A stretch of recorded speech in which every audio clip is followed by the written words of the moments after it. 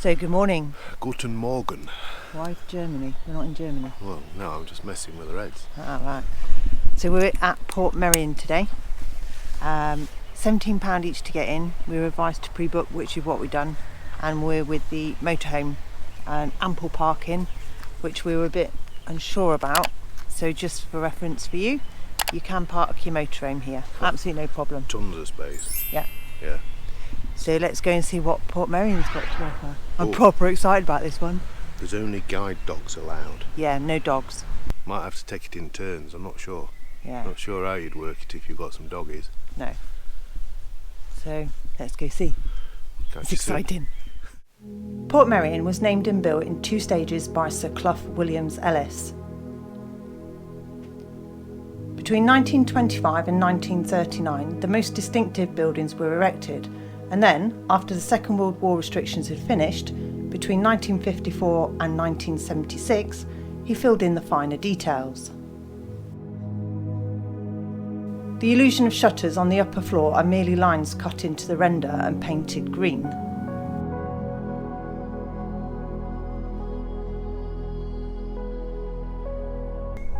Yeah, tide times. If you don't want to get stuck, be made a prisoner. The gatehouse, built in 1955, was the first building to be built after the war restrictions were lifted in 1954.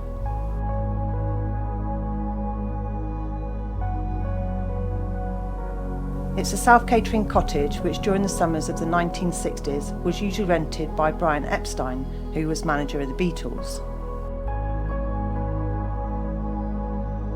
The toll house, built in 1929, which you can see with the bell to summon the gatekeeper and the blue and white striped pole which was lowered to restrict access, used to be on the outer edge of the village.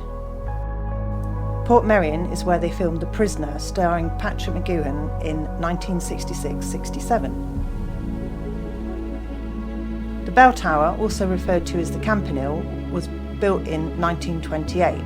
Clough had based this on one he had seen in Portofino and said, "The need was obvious. It was imperative I should open my performance with a dramatic gesture of some sort."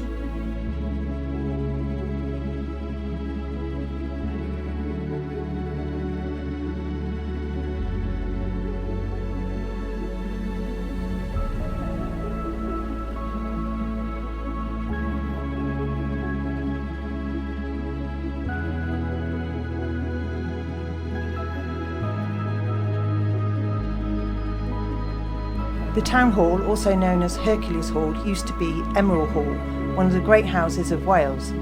Clough saw the announcement of its demolition in Country Life magazine, and after various ways of trying to save the building, hopped on a train to the auction and purchased the ballroom ceiling for £13, but then felt compelled to purchase the rest of the building at any cost.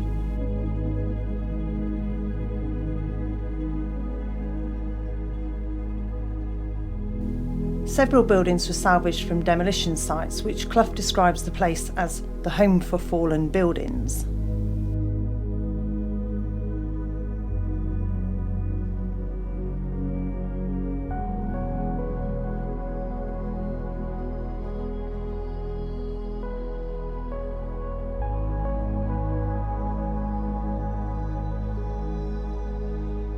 Hercules was acquired by Clough in 1960 after seeing a picture of it in Country Life, and it was driven from Edinburgh to Portmeirion on the back of a truck over 2 days.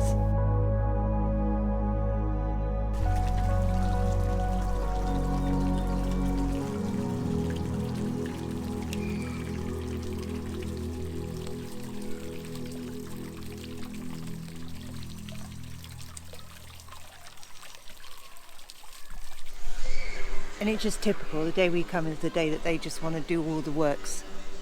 And it's just noisy everywhere. And we go bang, bang, bang, and now we've got some kind of Half term. angle grinder. Things with little legs. Oh, I thought we'd given up then. Nah. Nah.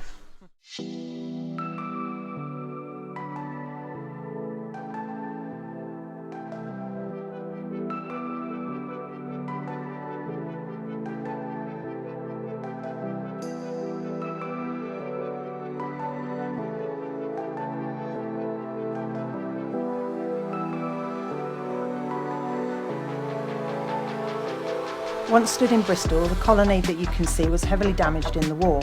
Approval was given to move it to Portmeirion, where Clough's master stonemasons set about the huge task of rebuilding the jigsaw of stones.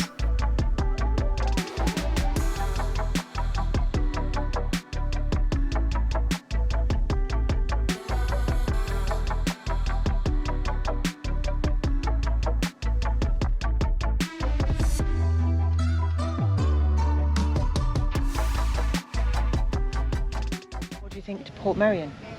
What do I think to it? Yeah, it's quite bizarre, isn't it? It's a bit strange, isn't it? It's a bit bizarre. It's not actually I thought it was a bit bigger. We kind of walked it in about 15-20 minutes, so we're just gonna do some zigzagging now and try and spot some bits and pieces, because to be fair, everywhere you look there's something else. We're just gonna walk down to the sea front, see what's going off down there, and I think a lot of it as well is just closed to residents only, isn't it? yeah, quite a few bits. Don't let that put you off though. Onward to the seaside. I wonder how much it is to stay here. Must be a lot of money. But it's 17 quid just for a nosy. Yeah. That man's got titties. Look.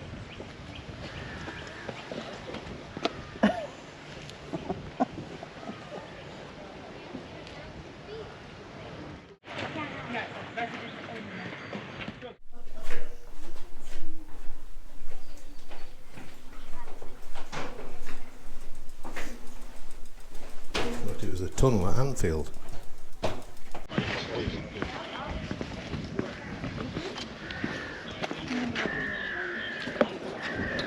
There's not much of a beach. No, I think we're on high tide. Because it did say about 9:30 was high tide, because it does go out quite a way. Because when you watch The Prisoner, he was always trying to escape down the beach. I haven't actually watched The Prisoner, do you know that? Well, it's a bit before your time. Oh, is it? That's Yeah. alright then. Yeah, yeah. This giant bouncy ball used to chase him. So does this look familiar to the film where we are? Well, yeah, because they shot it here. I think I might be alright with this boat. It's not really a boat, is it?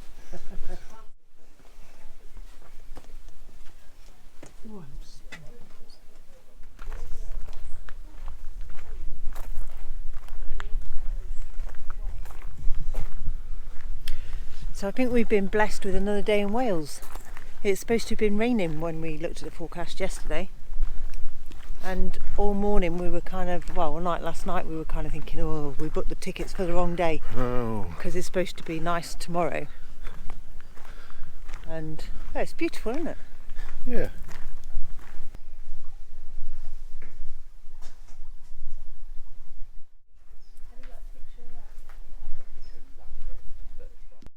I think what I can say about the place is I'm glad the sun's out, Yes. because there's a lot of it outdoors, and I think really to see it in its splendour, Yeah. you need a bit of sunshine, don't you? Yeah, because there's a lot of stuff that's painted gold, which when we first got here you didn't really see, and it wasn't until the sun came out that Yeah. it kind of just properly came out, was it? Yeah, exactly. Everything's always better in the sunshine. Yeah, exactly. So we're gonna have a walk along the front, just over there. You can Just see the past white boat. buildings that go up. We'll have a wander that way and see what we can see. Yep.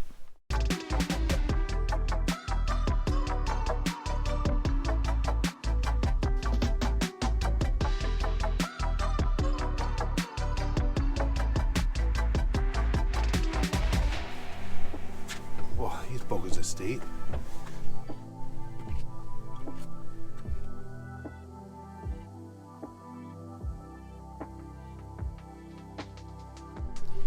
It is quite amazing here though, like being in the Mediterranean, especially with the sun shining and the colours. There's a lot more topless titties in the Mediterranean.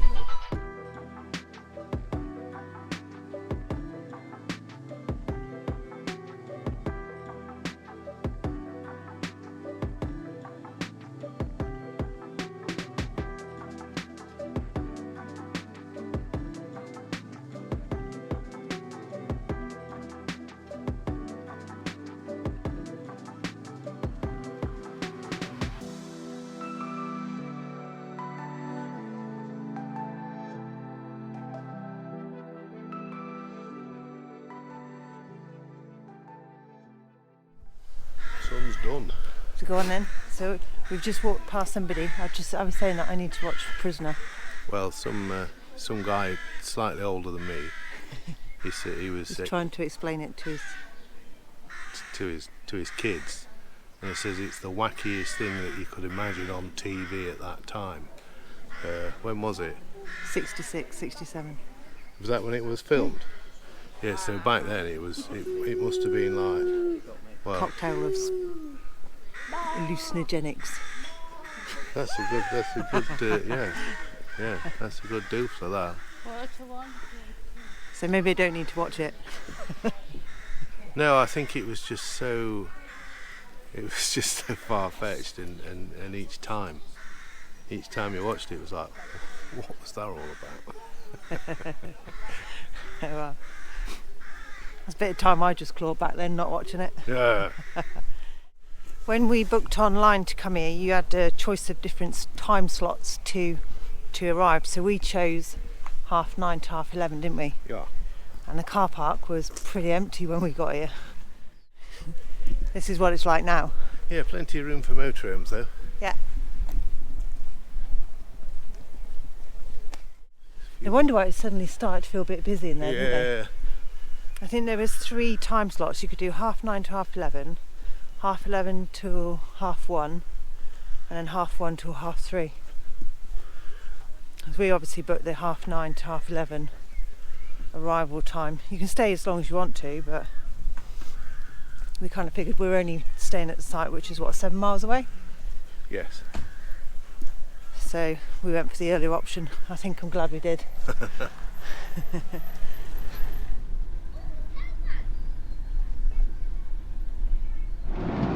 Well, that concludes our visit to Wales. But Wales has been absolutely epic. We've loved every single day we've spent here, haven't we? Highlights have got to be, say, the red kite feeding experience. Yeah. If you've not seen that video, go over and check it out, because it was just magical, wasn't it? It was gobsmacking. Blown me away.